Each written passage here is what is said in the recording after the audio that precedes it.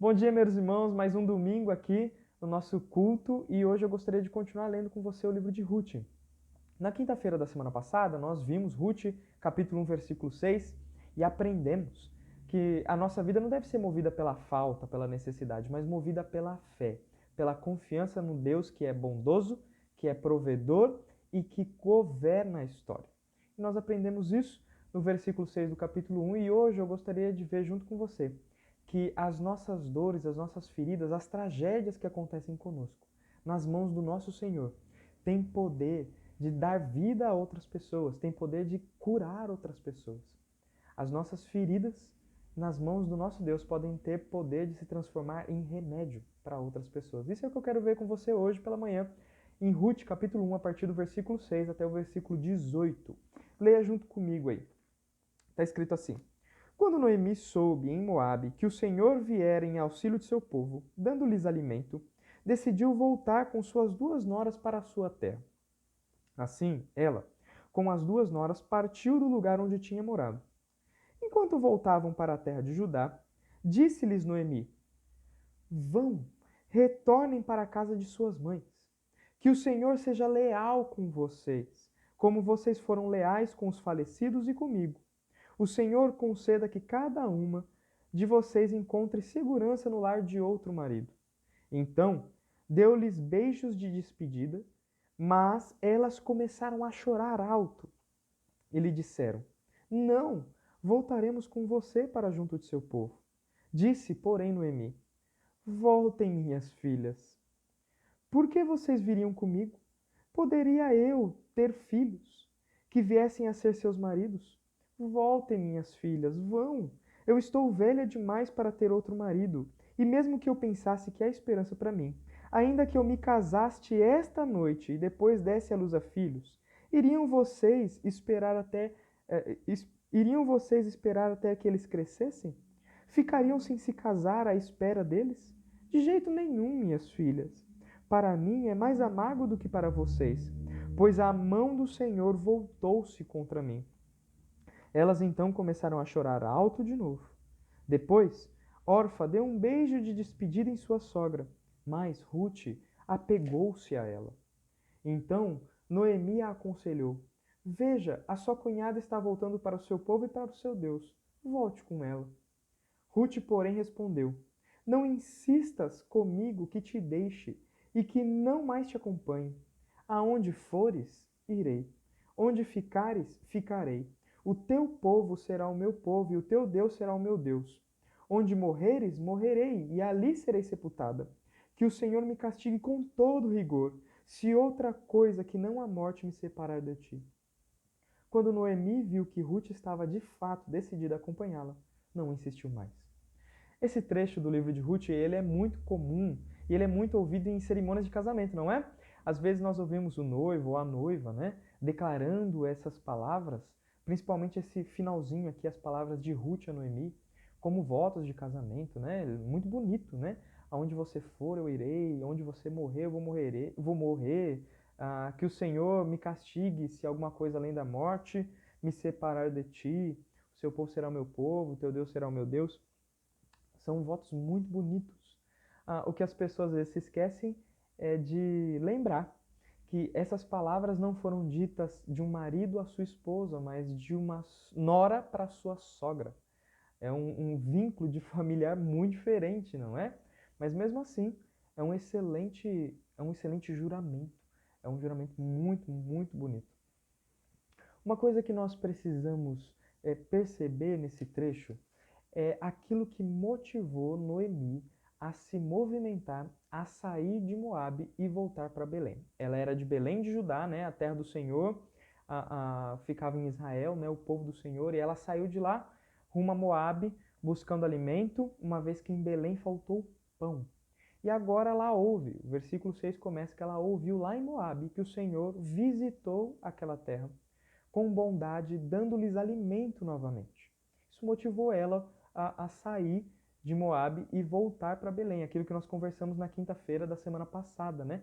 Ser motivada pela fé na bondade de Deus, na soberania de Deus e no controle de Deus sobre a história. Foi isso que movimentou Noemi.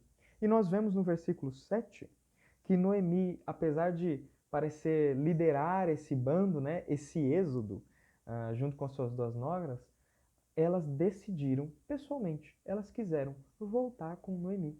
Algo que é interessante nesse trecho é o amor de Noemi por suas duas noras. Ela não queria que, no trajeto de Moabe para Judá, Noemi ela decide aconselhar suas noras a voltarem para casa. Por que ela faz isso? Porque ela não queria que as suas noras passassem por aquilo que ela passou, ser uma viúva em terra estrangeira.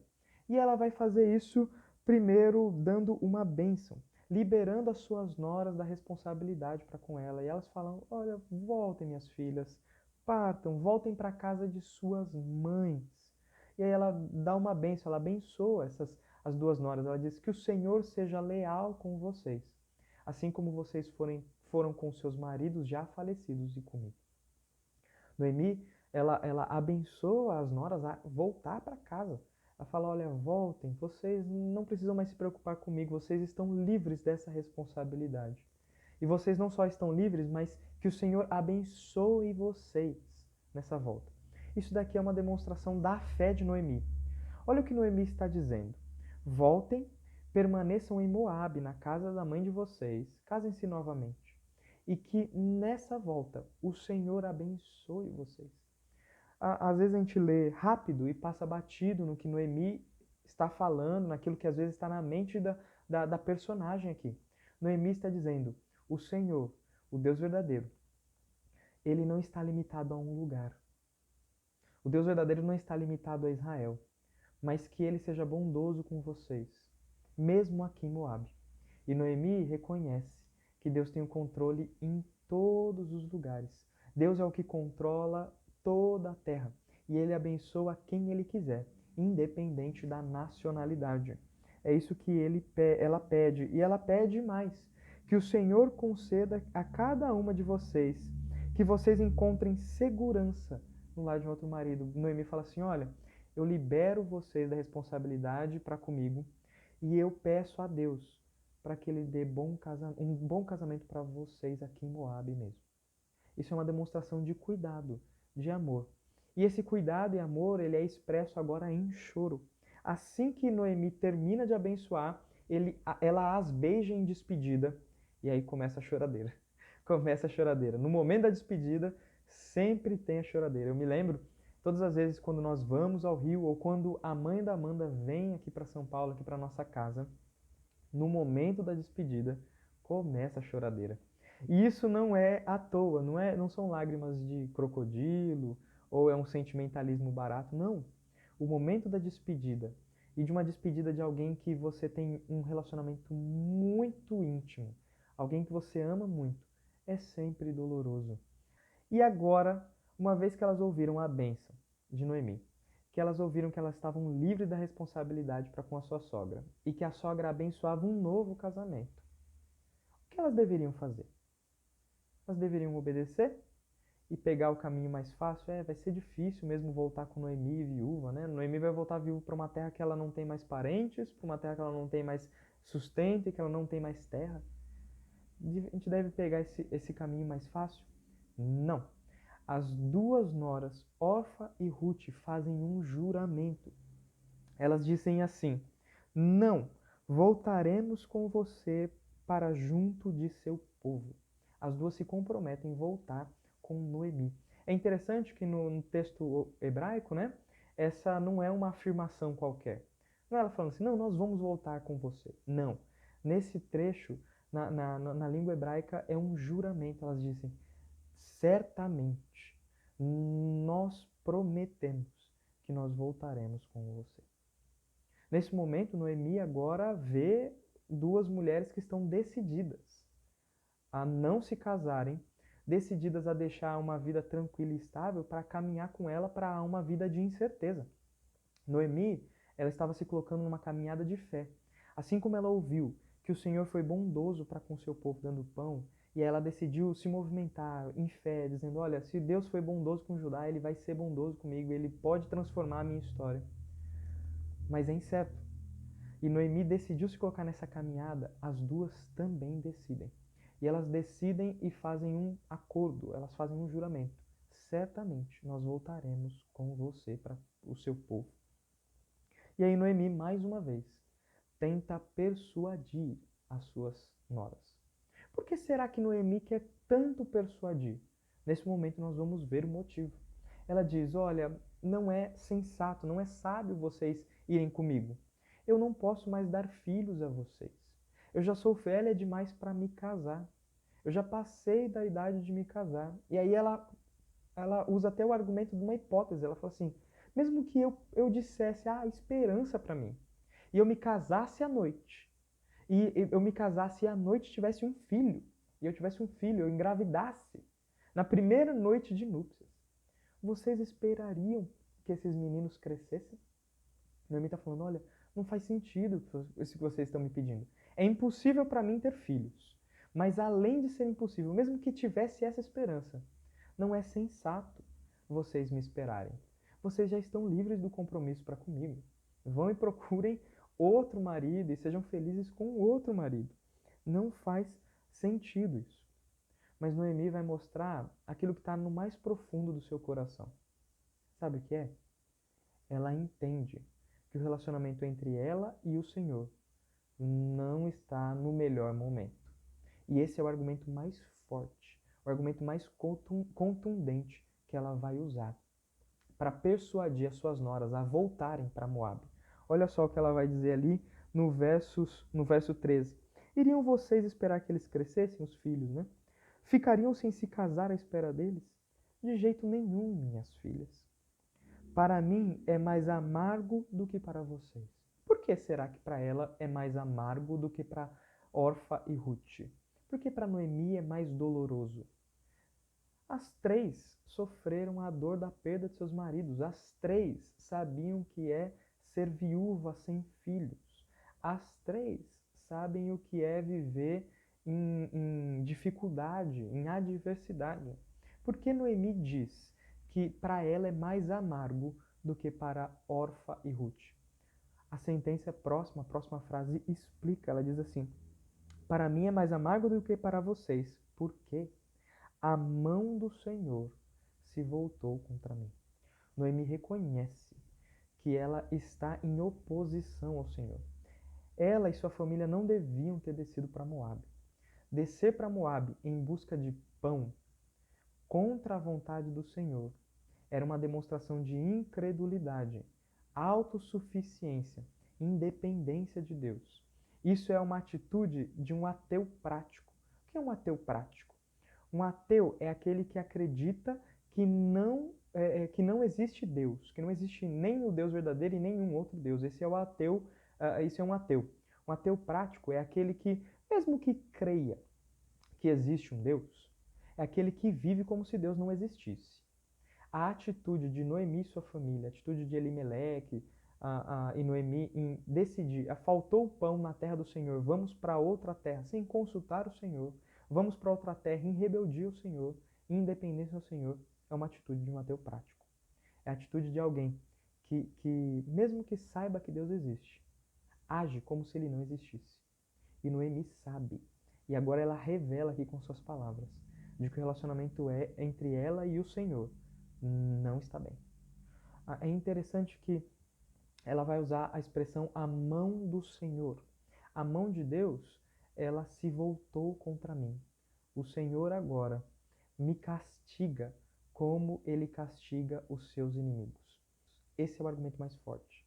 O que Noemi está querendo dizer é: andar comigo é perigoso. Andar comigo é perigoso porque o Deus verdadeiro está contra mim. Ela está falando isso de maneira muito enfática. E é interessante que esse argumento persuade o coração de uma das suas noras, Orfa. Orfa decide beijá-la, decide se despedir e decide voltar. Agora, eu não sei se você, lendo isso e ouvindo isso, não chegou na mesma questão que eu. Eu fiquei pensando, se Noemi tem a consciência de que Deus está contra ela, de que aquilo que aconteceu de ruim para com ela foi agir de Deus, ela tem essa consciência de que Deus controla, ele tem o direito de controlar e que a tragédia que está assolando a vida dela foi permitida por Deus, por que que ela vai correr atrás de Deus? Se ela diz, o Senhor é meu inimigo, por que eu vou ao encontro do meu inimigo?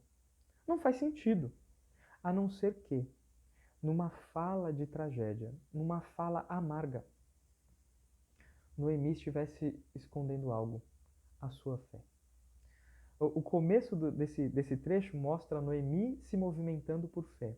Se o Senhor foi bondoso com Judá, ele há de ser bondoso comigo, voltarei para Judá. Agora, nesse momento, ela continua a andar em fé, mesmo sem ter a certeza de que ela vai chegar em Judá e vai encontrar bondade. Mesmo tendo a certeza de que o relacionamento entre ela e o Senhor não está bem, mas ela decide em fé voltar, na certeza de que o Senhor é bondoso e de que se o Senhor é bondoso, ele pode ser bondoso e transformar a vida dela, a história dela de tragédia em bênção. Eu não sei como você tem andado, mas se você perceber bem, o movimento de volta é o tema principal desse trecho. Nesses versículos que lemos, do 6 ao 18, o verbo voltar, ele é usado 8 vezes. Se você tem andado em caminhos tortuosos, tem andado em pecado, esse trecho te lembra que a bondade de Deus é o único motivo que deve lhe fazer você voltar para Ele. O Senhor é bondoso. E o Senhor, Ele não só é bondoso, mas Ele é misericordioso para perdoar. Assim como essa mulher estava disposta a voltar por fé, hoje eu te aconselho, volte-se para o Senhor. Mas vamos continuar aqui. Uma vez que ela persuadiu Orfa, ainda tem Ruth. E é interessante que o versículo em que fala que Orfa foi embora, ele contrasta com Ruth. Ele diz que Orfa se despediu com um beijo, mas Ruth se apegou a ela. E mesmo com Ruth abraçada, Noemi diz, olha só, minha filha, veja tua cunhada, ela voltou para a terra de seus parentes. E ela voltou para o seu Deus, volte você também. Noemi dá o último conselho, minha filha, volte, andar comigo não é sensato, andar comigo não é perigoso. Muitas pessoas olhando para a atitude de Ruth e de Orfa, dizem, Orfa é desleal, Orfa é uma mulher que não merece o nosso apreço, porque ela abandonou Noemi, a sua sogra, uma mulher vulnerável, uma idosa, sozinha, ela decidiu abandonar, escolher o caminho mais fácil. Só que nós devemos lembrar que Orfa, ela apenas obedeceu às palavras de Noemi. Ela fez aquilo que era sensato, ao mesmo tempo que escolheu o caminho mais fácil. O caminho que aos olhos era mais fácil, o caminho que aos olhos, à vista humana, era o caminho mais sensato a se tomar. Agora Ruth, ela se apega à sua sogra por um motivo. E esse motivo não é só o amor para com a sua sogra, mas é um ponto alto nesse trecho. Ruth decidiu apegar-se à sua sogra, porque ela estava apegada também à fé de sua sogra. Olha só que interessante. Depois que Ruth aconselhou ela a voltar, Noemi aconselhou Ruth a voltar para a casa de sua mãe. Ruth diz um juramento, e nesse juramento ela expressa fé. E sabe por quê? Sabe onde nós podemos ver fé? Não está só na parte em que ela diz, o seu Deus será o meu Deus, mas no juramento todo, em que ela se compromete com a mulher que caminha por um incerto. E esse compromisso não é como o casamento. Nós dizemos assim, até que a morte nos separe. Ruth até diz isso para Noemi. Mas o compromisso dela para com Noemi vai além da morte de Noemi. Olha só o que ela diz. Ela diz, aonde você morrer, eu morrerei e serei sepultado. Ou seja, mesmo que você morra, eu vou continuar sendo fiel ao meu juramento. E mesmo que você morra, eu continuarei naquele lugar. O seu Deus continuará sendo o meu Deus, o seu povo continuará sendo o meu povo, e ali, aonde você morreu, eu morrerei e serei sepultado. O pacto que Ruth faz com Noemi é muito maior do que um pacto que dura só enquanto as pessoas da cláusula estão vivas. Ruth demonstra que ela está apegada à sua sogra, mas à fé de sua sogra. E isso me chama a atenção. Isso me chama atenção porque a tragédia de Noemi, não sabemos como, mas causou fé em Ruth. Ruth decide caminhar de Moabe para Belém de Judá com fé também. Com fé, a fé que ela está vendo e que ela está aprendendo com a sua sogra. Isso é muito interessante e traz uma implicação muito forte para mim e para você. A implicação de que as nossas tragédias pessoais, elas podem se tornar fé para outras pessoas na mão do nosso Senhor. Nós não sabemos como Ruth creu de que o Deus de Israel era o Deus que devia ser seguido, era o Deus que ela deveria seguir para o resto da sua vida. Nós não sabemos o que ela sabia sobre o Deus de Israel, nós não sabemos. Não sabemos quem evangelizou ela, se foi Noemi, se foi o seu marido, nós não sabemos. A única coisa que nós sabemos é que se Ruth teve fé, Deus colocou essa fé nela. E nós vemos que por meio do sofrimento de Noemi, uma lâmpada de fé, uma lâmpada de vida surge no coração de uma mulher que não é do povo de Deus e de uma mulher que nem conhecia o Deus de Israel antes do relacionamento com essa família. Olha só que interessante. A ferida de Noemi trouxe cura para Ruth. Esse trecho ele fala muito ao meu coração, porque nós vivemos em 2020 um ano muito complicado. Algumas pessoas olham e falam assim, o ano de 2020 não serviu para nada, foi um ano inútil. Mas hoje eu quero dizer a você, à luz do que nós lemos, de que o ano de 2020, mesmo que tenha sido um ano de perdas, ele não foi um ano perdido. Vou repetir. 2020, mesmo que tenha sido um ano de perdas, com certeza ele não foi um ano perdido. Porque pela graça do Senhor, pela bondade do Senhor, o Senhor, ele pôde, ele fez e ele pode ainda, em 2021, transformar as perdas e os sofrimentos de seus filhos em bênção para outras pessoas. É interessante que esse trecho aqui do livro, a gente ainda não sabe como é que vai desenrolar, né? Eu gostaria de pegar esse livro sem que vocês soubessem o final, mas nós já sabemos, e eu mesmo já contei. Mas nós sabemos que a tragédia familiar de Noemi e de Ruth, a tragédia pessoal de Noemi e de Ruth, na mão do Senhor, causou bênção nacional.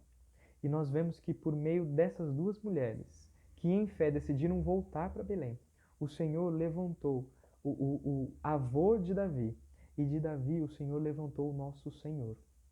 Não há a marca maior de que de uma tragédia, de um sofrimento, de dores, o Senhor pode levantar cura do que o nosso Senhor.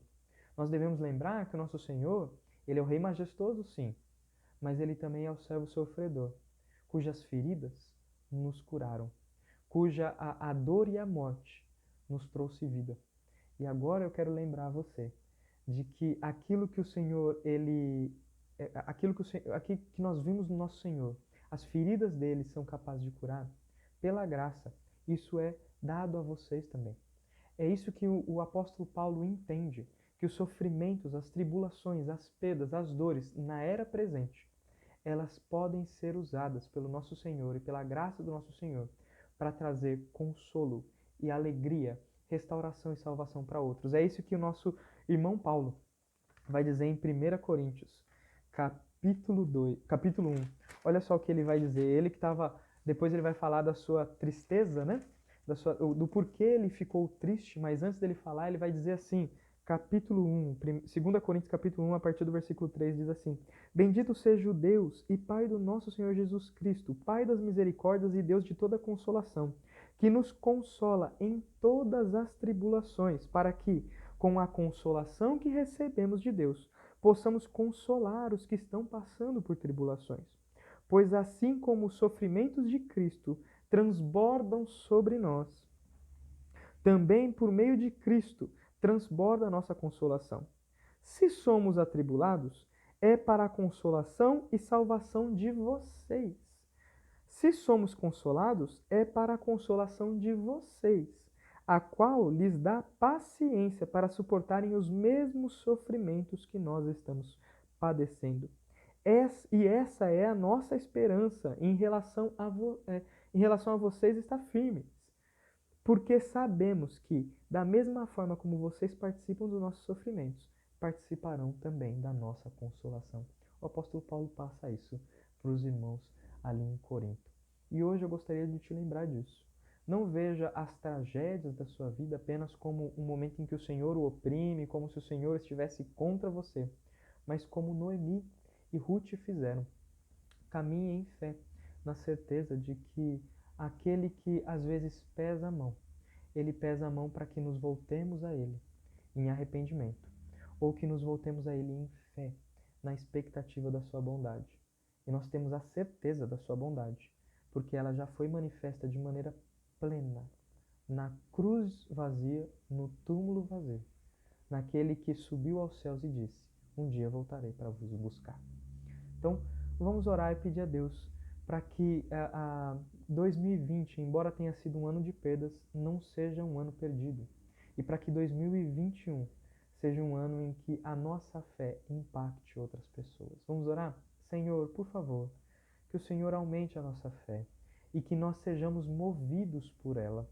Que o Senhor fale ao coração daqueles que nos cercam e veem as nossas histórias e as nossas tragédias. E o nosso desejo é que aquelas feridas que nos doem, elas têm o poder de curar pela graça do Senhor Jesus Cristo. Que elas tenham o poder de curar a vida de outros. E que assim como o Senhor nos consola, as nossas histórias de tragédias e consolações consolem outros também. Acima disso, Senhor, que as nossas histórias sejam usadas pelo Senhor para ministrar o Evangelho Salvador, que dá nova vida, purifica, santifica pessoas. E que a nossa vida em 2021, embora a 2020 pareça um ano de perdas, que em 2021, 2020 não seja um ano perdido. Que nós possamos, Senhor, incentivar pessoas à fé no Senhor. Em nome de Cristo. Amém. Que Deus abençoe. Até o culto de hoje à noite. Um grande abraço.